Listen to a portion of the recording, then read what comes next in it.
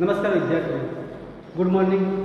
આજે આપણે ધોરણ 10 વિજ્ઞાન ભાગ 2 ગઈકાલે આપણે જોયું હતું કે આપણા પ્રાથમિક માહિતી રાસાયણિક પ્રક્રિયાઓ વિશેની પ્રાથમિક માહિતી જોઈ હતી.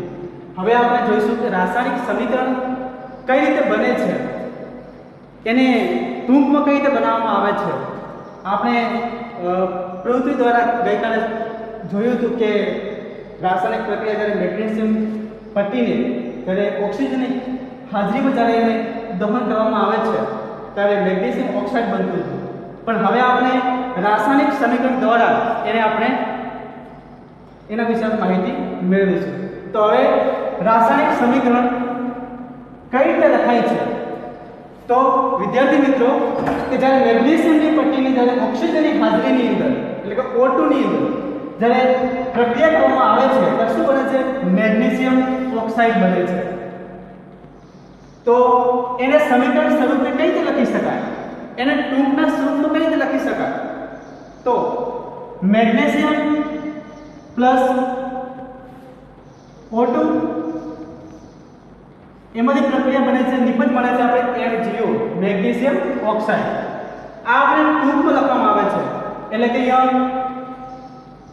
આ જે મેગ્નેશિયમ સાથે જ્યારે ઓક્સિજનની હાજરીમાં જ્યારે પ્રક્રિયા કરવામાં આવે છે તેને શું કહીશું? આપણે પ્રક્રિયક કહીશું.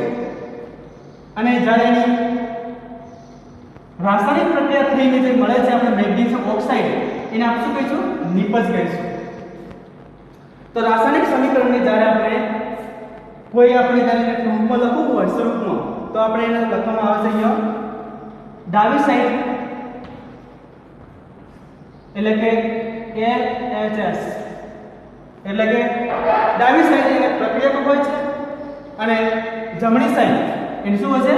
નિપજ હોય છે, RHS. તો અહીંયા મેગ્નેશિયમ અને ઓક્સિજન જ્યારે એનું ભેગું એટલે પ્લસ વડે નિશાની કરવામાં આવે છે, ભેગું થાય છે, બંનેની રાસાયણિક પ્રક્રિયા ભેગી થઈ અને શું બને? એને શું કહીશું? પ્રક્રિયક કહીશું. અને તેમાંથી આપણે જે મળે છે મેગ્નેશિયમ ઓક્સાઇડ, એને આપણે શું કહીશું? નિપજ કહીશું. પણ વિદ્યાર્થી મિત્રો, આપણે અહીંયા જે સમીકરણ તો બનાવ્યું, પણ એ સંતુલિત છે કે નહીં એ ચેક કરવું આવશ્યક છે. તો જો વિદ્યાર્થી મિત્રો, જ્યારે અહીંયા આપણે ચેક કરીશું કે મેગ્નેશિયમના પરમાણુ અહીંયા 1 છે, ઓક્સિજનના અણુ 2 છે, પણ જ્યારે નિપજની અંદર જોવા તો મેગ્નેશિયમનો અણુ 1 છે અને ઓક્સિજનનો 1 છે. તો આ સમીકરણ કેવું છે? અસંતુલિત છે. આપણું આ સમીકરણ કેવું છે? અસંતુલિત છે. તો અસંતુલિત પર એને સંતુલિત કરવું આવશ્યક છે. તો વિદ્યાર્થી મિત્રો, આપણે હવે સમીકરણ તો બનાવી દીધું, પણ એના પછી સંતુલિત છે કે અસંતુલિત છે એના વિશે આપણે આગળ માહિતી મેળવીશું. તો હવે આપણે રાસાયણિક સમીકરણને સંતુલિત કરવું કેમ આવશ્યક છે એના વિશે આપણે માહિતી. તો રાસાયણિક સમીકરણને સંતુલિત કરવું કેમ આવશ્યક છે? તો સંતુલિત રાસાયણિક સમીકરણમાં જ્યારે પ્રક્રિયા એટલે કે ડાબી સાઈડ અને નિપજ એટલે કે જમણી સાઈડ બંને તરફના તત્વો અને પરમાણુની સંખ્યા કેવી હોવી જોઈએ? સમાન હોવી જોઈએ. આપણે એ જોયું મેગ્નેશિયમ સાથે જ્યારે ડાયોક્સિજનની હાજરીમાં જ્યારે પ્રક્રિયા કરવામાં આવે છે એ શું છે? પ્રક્રિયક છે. અને જમણી સાઈડ જ્યારે આપણે મળે છે નિપજ મેગ્નેશિયમ ઓક્સાઇડ, એ શું છે? નિપજ છે. તો સંતુલિત રાસાયણિક સમીકરણ કરવું હોય તો પ્રક્રિયક અને નિપજ બંને તરફના તત્વો, આ મેગ્નેશિયમ ઓક્સિજન આ શું છે? તત્વ છે. અને પરમાણુની સંખ્યા સમાન હોવી જોઈએ. તો આપણે વિદ્યાર્થી મિત્રો ધોરણ 9 ની અંદર અભ્યાસ તમે કરી ચૂક્યા હશો કે દળ સંચયના નિયમ મુજબ કે દ્રવ્યનું સર્જન અને વિનાશ થઈ શકતું નથી.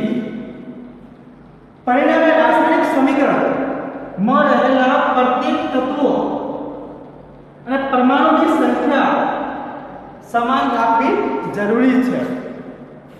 આપણે જોયું કે કોઈ પણ કે દ્રવ્યનું સર્જન કે વિનાશ થઈ શકતું નથી, તો શું કે રાસાયણિક સમીકરણ બનાવો છો એની અંદર જે હોય તેના તત્વો કે પરમાણુની સંખ્યા હંમેશા કેવી બનાવવી જોઈએ?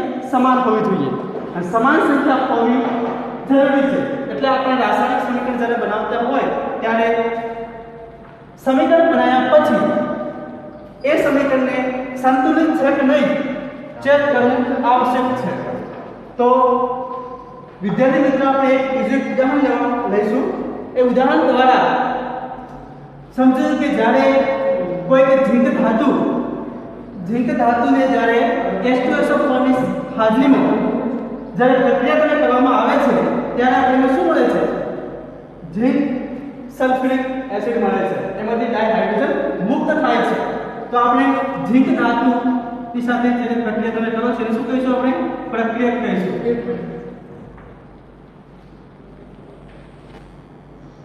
વિદ્યાર્થી મિત્રો જ્યારે આપણે આ ઉદાહરણ જોયું કે ઝીંક ધાતુને જ્યારે કોઈ દ્રાવણ H2SO4 માં જ્યારે પ્રક્રિયા કરો છો ત્યાં શું કહીશું? આપણે પ્રક્રિયા કહીશું. અને આપણે શું મળે છે? નિપજ. ઝીંક સલ્ફ્યુરિક મળે છે એટલે કે આપણે શું કહીશું? અહીંયા નિપજ કહીશું. પણ આ તો આપણે બનાવ્યું સમીકરણ. શું આ સમીકરણ જે સંતુલિત છે કે નહીં એ આપણે ચેક કરીશું. તો જેને ના પરમાણુ કેટલા છે? 1. તો જો નિપજની અંદર 1 છે. હાઇડ્રોજન કેટલા છે? અણુ 2 છે. તો અહીંયા હાઇડ્રોજન કેટલા છે? 2. ઓક્સિજન એટલે કે SO4 કેટલા છે? અહીંયા 4. અહીંયા 4. તો આ તો સમીકરણ કેવું બન્યું? આ તો સંતુલિત છે. તો અમુક સમીકરણ સંતુલિત હોય છે, અમુક સમીકરણ સંતુલિત હોતા નથી. તો વિદ્યાર્થી મિત્રો આ જે સમીકરણ છે કેવું છે? સંતુલિત છે. તો આપણે વધુ એક અભ્યાસ કરીશું. તો વિદ્યાર્થી મિત્રો આજે આપણે સમીકરણ રાસાયણિક સમીકરણ કઈ રીતે લખવું એ વિશે માહિતી આપણે એના અલગ અલગ પાઠ દ્વારા એના સોપાન માધ્યમ દ્વારા આપણે ભણીશું કે કઈ રીતે એને રાસાયણિક સમીકરણને સંતુલિત કરવું એ આપણે સોપાન દ્વારા સમજીશું. મિત્રો હવે આપણે એક ઉદાહરણ દ્વારા સમજીશું કે રાસાયણિક સમીકરણ કઈ રીતે સંતુલિત કરાય દરેક એના અલગ અલગ સોપાન દ્વારા. તો આપણે એક ઉદાહરણ લઈશું. Fe આયર્નને જ્યારે H2 અને પાણી સાથે પ્રક્રિયા કરવામાં આવે છે ત્યારે Fe3O4 H2 બરાબર. તો આપણે એક ઉદાહરણ લીધું અહીંયા કે Fe H2 પાણી સાથે પ્રક્રિયા કરો છો ત્યારે Fe3O4 H2 મળે છે. હવે આ સમીકરણ એ સંતુલિત છે કે નહીં ચેક કરીએ. તો અહીં જો અહીંયા Fe પરમાણુ 1 છે, Fe3 3 અણુ છે, હાઇડ્રોજન 2, ઓક્સિજન 1, ઓક્સિજન 4 છે. તો શું આ આપેલું સમીકરણ એ સંતુલિત નથી? તો આપણે એને સંતુલિત કરવું છે તો આપણે એના અલગ અલગ સોપાન દ્વારા એ આ સમીકરણને સંતુલિત કરીશું.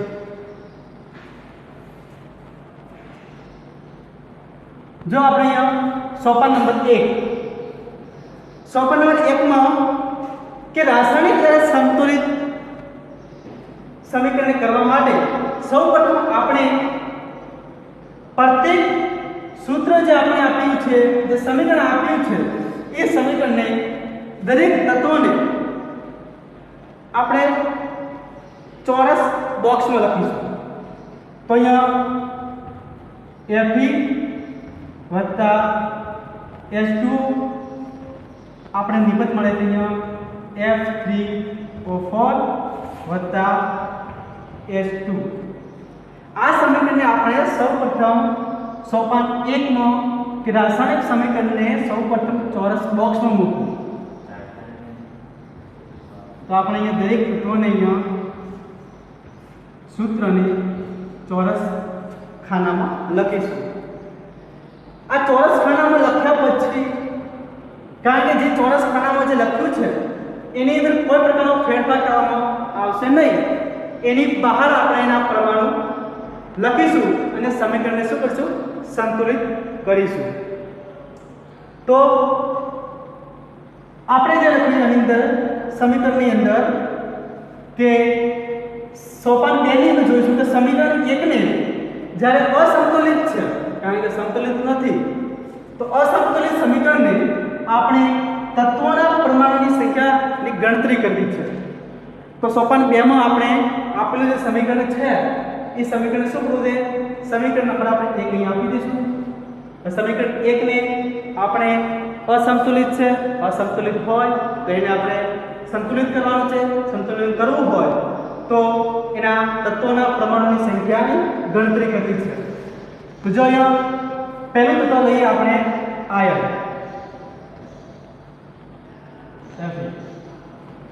પ્રક્રિયક તો આપણે અહીંયા લીધું ડાબી સાઈડ પ્રક્રિયક એમાં Fe એના પરમાણુની સંખ્યા 1 છે. અહીંયા 1 લખીશું. એના પછી અહીંયા નિપજના પરમાણુની સંખ્યા નિપજ એટલે કે જમણી સાઈડ તત્વ આયન તો Fe કેટલા છે? 3. અહીંયા 3 લખીશું. એના પછીનું તત્વ લઈશું આપણે હાઇડ્રોજન H. તો હાઇડ્રોજનના પરમાણુ કેટલા છે? તો અણુ કેટલા છે? તો સમીકરણ 1 માં આપણે જો હાઇડ્રોજનના H2 લે 2 અણુ, તો એને પ્રક્રિયક તરીકે ડાબી સાઈડ 2 લખીશું. નિપજની અંદર જોવામાં આવે તો હાઇડ્રોજનના પરમાણુ અથવા અણુ કેટલા છે? તો હાઇડ્રોજન અહીંયા નિપજની અંદર જોશું આપણે તો H2 2 છે, તો આપણે 2 લખીશું. હવે એના પછી એક તત્વ વધે થઈ ગયો ઓક્સિજન. તો ઓક્સિજનની અંદર સમીકરણ 1 ની અંદર પ્રક્રિયકના પ્રમાણની સંખ્યા કેટલી છે? તો જોઈશું આપણે ડાબી સાઈડ આ ઓક્સિજન એની પરમાણુની સંખ્યા 1 છે. અને હવે ઓક્સિજનની જમણી સાઈડ એટલે કે નિપજ એમાં જોવામાં આવે તો ઓક્સિજનના 4 અણુ છે. તો આપણે આ કોષ્ટકમાં દર્શાવ્યું સોપાન 2 ની અંદર કે આપણે જે સમીકરણ આપ્યું હતું એ સમીકરણને અસંતુલિત હતું. એના આપણે સૌપ્રથમ શું કરીએ? પરમાણુની શું કરી? ગણતરી કરી. પરમાણુની સંખ્યાની શું કરી? ગણતરી કરી. અને ગણતરીની અંદર એના પ્રક્રિયકો અને નિપજોની અંદરથી બંને તરફ પરમાણુની સંખ્યા આપણે ગણતરી કરી છે. તો આ કોષ્ટકની અંદર આપણે હવે જોઈશું કે Fe હાઇડ્રોજન અને આ ત્રણેય તત્વોની અંદર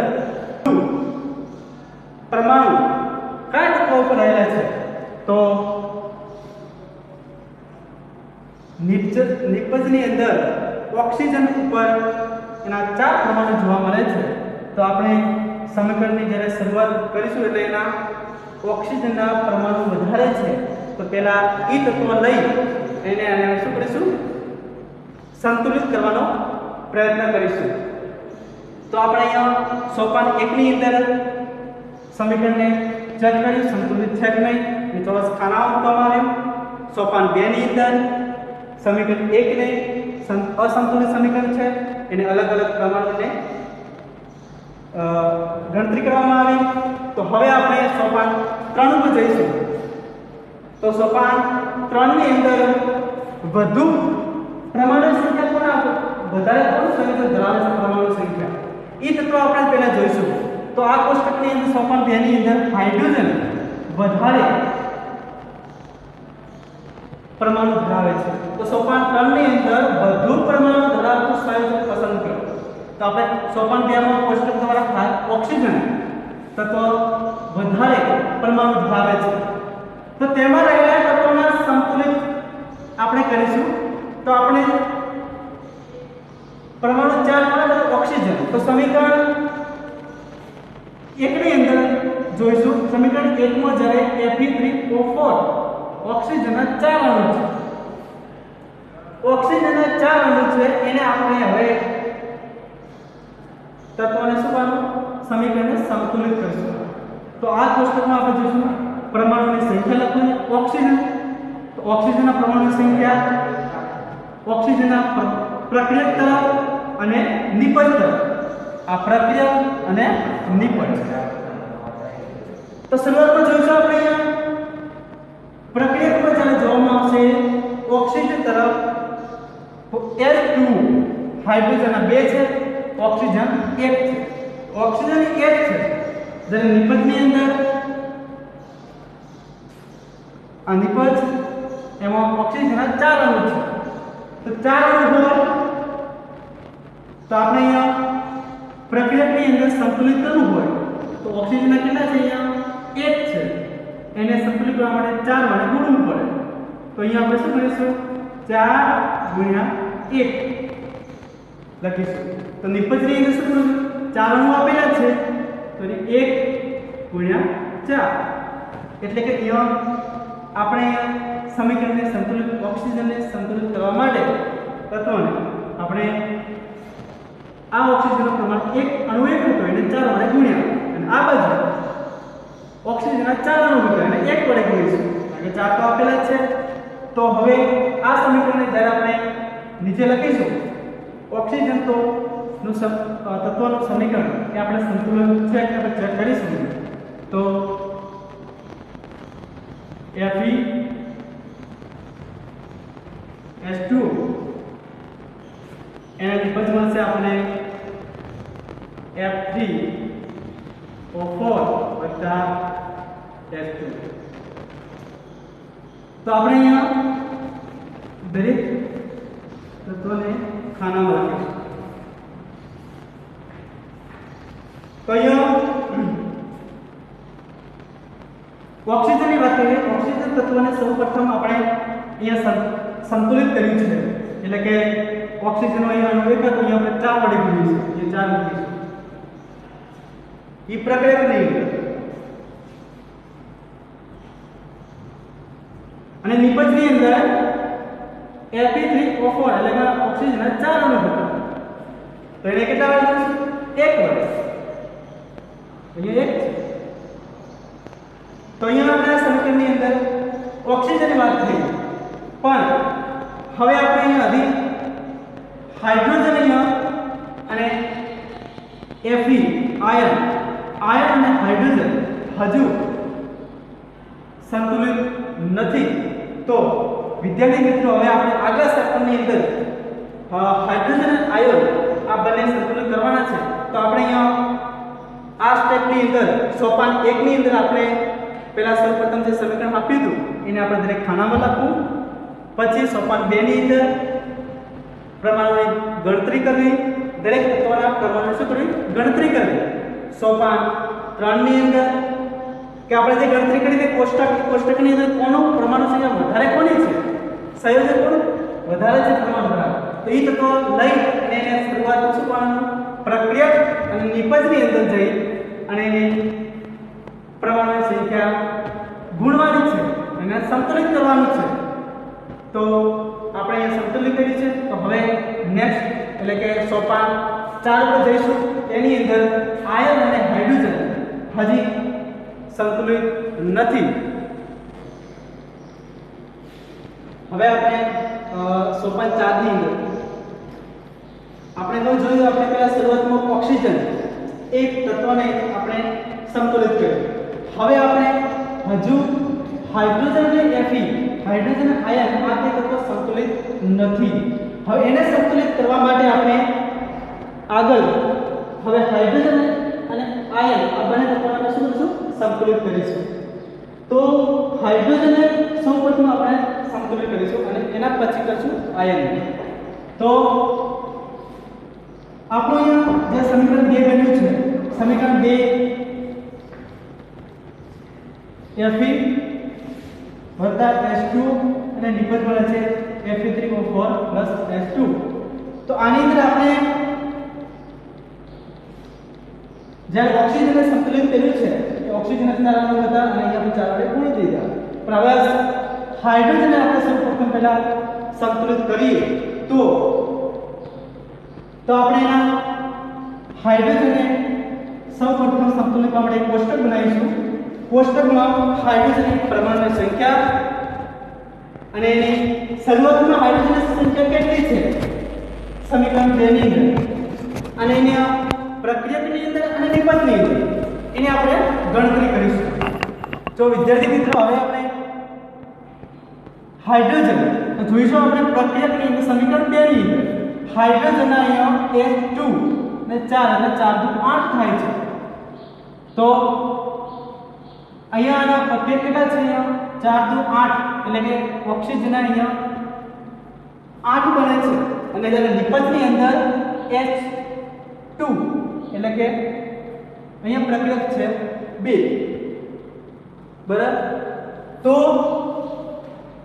આ પ્રક્રિયકને અહીંયા એટલે કે 8 ગુણ્યા 1 એટલે 8 બનશે અણુ, અને જ્યારે નિપજની જોવામાં આવશે કે કેટલા છે હાઇડ્રોજનના 2, તો અહીંયા કેટલા વડે ગુણવા પડશે? 4 વડે, 4 દુ 8. તો આ રીતે આપણે સમીકરણ હાઇડ્રોજનને સંતુલિત કરવાના છે.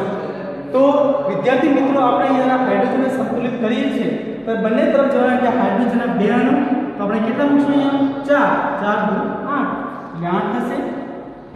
પ્રક્રિયકની અંદર 4 દુ 8 ઓલરેડી બનાવેલા છે, તો આપણે એને 1 વડે ગુણીશું એટલે 8 થશે. તો હવે એને સમીકરણના સ્વરૂપમાં લખીશું. તો અહીંયા Fe H2O then Fe3O4 H2. તો Fe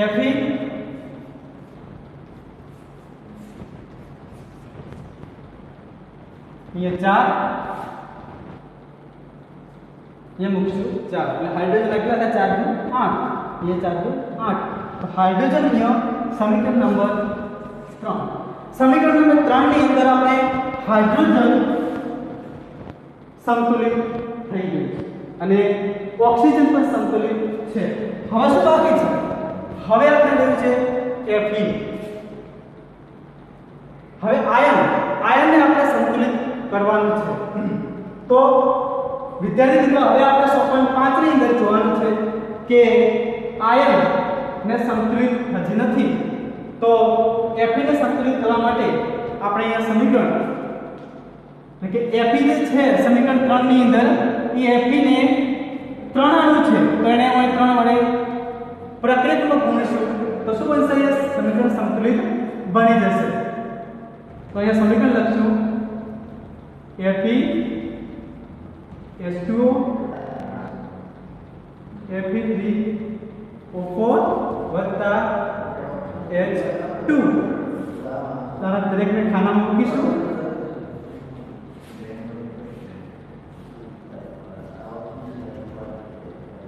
અહીંયા આપણે 4 વડે ગુણ્યા, અહીંયા હતા હાઇડ્રોજનને 4 વડે, તો અહીંયા આયન F સમીકરણ 3 પરથી એટલે કે Fe ને આપણે 3 વડે ગુણીશું પ્રક્રિયકની અંદર, તો શું સમીકરણ સંતુલિત થાય છે? તો Fe ના 3 Fe ના 3 હાઇડ્રોજન 4 દુ 8 હાઇડ્રોજન 4 દુ 8 ઓક્સિજન 4 પરમાણુ તો ઓક્સિજનના 4. તો અહીંયા આ સમીકરણ શું બને છે? સંતુલિત બને છે. આ સમીકરણ શું આપીશું? સમીકરણ નંબર 4. તો હવે આપણે આપેલું સમીકરણ જો શરૂઆતમાં ઓક્સિજનને પરમાણુની ગણતરી કરી અને એના પરમાણુની સંખ્યા પ્રક્રિયક અને નિપજની શું કર્યું? સંતુલિત કર્યું. એના પછી હાઇડ્રોજનની વાત કરી તો હાઇડ્રોજન આપણે શું કર્યું? પ્રક્રિયક અને નિપજની દ્વારા ગણતરી કરી અને શું કર્યું? પરમાણુ સંખ્યા શું કર્યું? સમાન કર્યું. અને છેલ્લે 105 ની અંદર આપણે આયન તત્વને જ્યારે આપણે સમીકરણ ને પ્રક્રિયક અને નિપજ દ્વારા સમીકરણ શું કર્યું? સંતુલિત કર્યું છે. હવે આપણે સોપાન 6 ની અંદર કે સમીકરણના અંતમાં શું આપણે આ જે સોપાન 1 2 3 4 અને 5 આ પાંચે પાંચ તબક્કાની અંદર જસ્ટ આપણે અલગ અલગ ઓક્સિજન, હાઇડ્રોજન અને આયનની જ્યારે પરમાણુની સંખ્યાની ગણતરી બંને પ્રક્રિયાનું વિકલ્પ જ્યારે સમાન કરી છે તો આપણે અંતમાં સમીકરણને સંતુલિત છે કે નહીં અને આપણે શું કરીશું? ચકાસણી કરીશું અને ચેક કરીશું. તો આપણે અહીંયા સમીકરણ Fe H2O 4 H2 Fe ના 3 હાઇડ્રોજન 4 નું 8 તો અહીંયા હાઇડ્રોજન 4 નું 8 તો આ જે સમીકરણ બન્યું છે એ સમીકરણ સંતુલિત છે. તો Fe ના 3 હાઇડ્રોજન 4 નું 8 ઓક્સિજન 4 ઓક્સિજન 4 તો આ જે સમીકરણ બન્યું છે આ સમીકરણ કેવું છે? સંતુલિત છે. અને સમીકરણ સંતુલિત હોય તો આ જે આપણે પદ્ધતિ સોપાન 1 થી 6 સુધી જોઈ એ આ પદ્ધતિને સમીકરણ સંતુલિત કર્યું એ પદ્ધતિને આપણે હીટ અને ટ્રાયલ વિધિ કહેવામાં આવે છે. તો અહીંયા પદ્ધતિ શું કહીશું? આપણે હીટ અને ટ્રાયલ વિધિ કહીશું.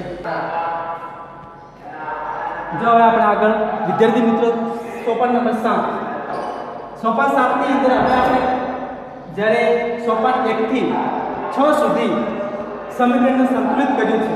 હવે આપણે આ સમીકરણને સંતુલિત કર્યા પછી એની અવસ્થા અને ભૌતિક અવસ્થા લખવી જરૂરી છે.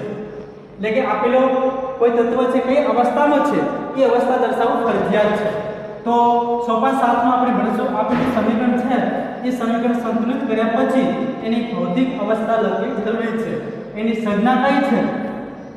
જેમ કે જે ભૌતિક અવસ્થા લખીશું તો શું વધારે સમીકરણ કેવું લાગશે? અર્થસૂચક બનશે. ધારો કે અહીંયા F લઈશું એ કેવું છે? S છે. અને S એટલે ઘન અવસ્થા. ઘન અવસ્થા એ સોલિડ એટલે કે S કહીશું. એના પછી અહીંયા H2 પાણી છે અને જ્યારે વાયુ સ્વરૂપે લખવામાં આવશે ગેસ એટલે લખીશું વાયુ શું કહીશું? ગેસ કહીશું. એના પછી અહીંયા Fe3O4 એ શું છે? સોલિડ H છે. અને H2 એટલે કે ડાયહાઇડ્રોજન એ પણ શું છે? વાયુ છે અને ગેસ કહીશું. અને પ્રવાહી માટે શું આવશે? Liquid L. અને જલીય દ્રાવણ માટે છેલ્લું બાકી છે તો જલીય દ્રાવણ માટે આપણે લખવું હોય તો શું બનશે? એક્વા એટલે કે AQ. આ આપણે શું જોઈ? અવસ્થા જોઈ, પદાર્થની અવસ્થા. તો વિદ્યાર્થી મિત્રો જ્યારે આપણે સમીકરણ સંતુલિત કર્યા પછી દરેકની અવસ્થા લખવી જરૂરી છે. તો ઘન માટે સોલિડ S, પ્રવાહી માટે લિક્વિડ L, વાયુ માટે ગેસ G, જલીય દ્રાવણ માટે Q. તો આ આપણે સમીકરણ સંતુલિત કર્યું એની ભૌતિક અવસ્થા લખી છે. હવે આપણે ઘણી વખત જ્યારે સમીકરણ સંતુલિત કરીએ છીએ એના ઉપર એક તીર દ્વારા દર્શાવવામાં આવે છે કે 340 વાતાવરણ, દબાણ, ઉદ્દીપક આ દરેક વસ્તુ અહીંયા તીર ઉપર લખવામાં આવે છે. આ તીર શા માટે હોય છે? કે રાસાયણિક પ્રક્રિયા હંમેશા એક જ દિશામાં થાય છે. રાસાયણિક પ્રક્રિયા એક જ દિશામાં થાય છે એટલે અહીંયા તીરની નિશાની દર્શાવવામાં આવે છે. તો ઘણી વખત આપણે રાસાયણિક સમીકરણની અંદર તીર ઉપર શું લખેલું હોય? આટલું તાપમાન, આટલા વાતાવરણ દબાણે, ઉદ્દીપકની હાજરીમાં આવા જે અલગ અલગ લખેલું હોય તીર ઉપર લખેલું હોય છે. તો આપણે એક ઉદાહરણ દ્વારા એને સમજીશું. તો કાર્બન મોનોક્સાઇડ CO અને જ્યારે એને H2 ડાયહાઇડ્રોજન પ્રક્રિયા તમે કરો છો તો શું મળે છે? મિથેનોલ મળે છે. મિથેનોલ એ તીર પર દર્શાવેલી માહિતી એટલે કે 340 સેલ્સિયસના વાતાવરણ દબાણે 340 વાતાવરણ દબાણે આ પ્રક્રિયા તમે કરો છો ત્યારે આપણે નિપજની અંદર શું મળે છે? મિથેનોલ CH3OH, લિક્વિડ મળે છે L, અને કાર્બન મોનોક્સાઇડ એટલે કે ગેસ છે H2 એ ગેસ છે. અને જ્યારે એની પ્રક્રિયા કરો 340 વાતાવરણ દબાણે તમે પ્રક્રિયા કરો છો ત્યારે શું બને છે? મિથેનોલ મળે છે. તો અહીંયા વિદ્યાર્થી મિત્રો આજે આપણે આ પાર્ટ 2 ની અંદર રાસાયણિક સમીકરણ કઈ રીતે લખવું એના વિશેની આપણે એના અલગ અલગ સોપાનના માધ્યમ દ્વારા આપણે 1 થી 7 સોપાનની અંદર કે દરેક પ્રમાણોની સંખ્યાની ગણતરી કરી અને સમીકરણ શું કરતા સંતુલિત કર્યું છે. તો આ પાર્ટ 2 ની અંદર આપણે સોપાન 1 થી 7 સુધીની અંદર એની દરેક રાસાયણિક સમીકરણને સંતુલિત કઈ રીતે કરી શકાય અને કઈ રીતે લખી શકાય એના વિશેની માહિતી આપણે અહીંયા પાર્ટ 2 માં ભણી ચૂક્યા છીએ.